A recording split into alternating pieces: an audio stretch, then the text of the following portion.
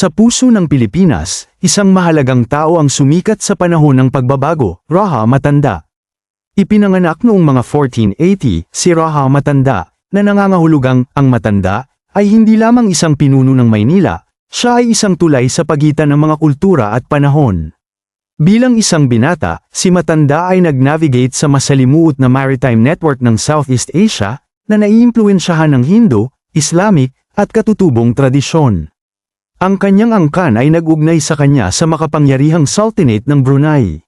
Matapos tumakas sa mga panloob na salungatan, siya ay lumitaw bilang isang komandante ng hukbong dagat, na nakakuha ng pagkilala mula sa mga European explorer sa panahon ng Magellan Expedition.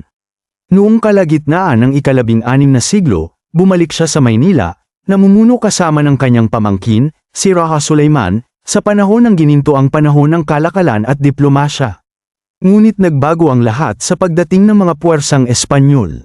Sa kabila ng paunang mabuting pakikitungo, tumindi ang tensyon, na humantong sa labanan sa Maynila noong 1570. Nahaharap sa napakalaking kapangyarihan, pinili ni Matanda ang diplomasya kaysa sa pagkawasak, sa huli ay isinuko ang Maynila sa mga Espanyol. Sa kanyang mga huling araw, si Matanda ay naghangad ng bautismo, na sumasalamin sa nagbabagong mga alon ng kanyang mundo. Namatay siya noong Agosto taong 1572, na nag-iwan ng pamana ng katatagan. Ngayon, siya ay naaalala bilang isang pangunahing tauhan sa kasaysayan ng Pilipinas, na nagtataglay ng diwa ng isang masiglang nakaraan bago ang kolonyal. Raha Matanda, isang simbolo ng lakas, kakayahang umangkop, at ang walang hanggang pamana ng isang bansang minsang nagsasarili.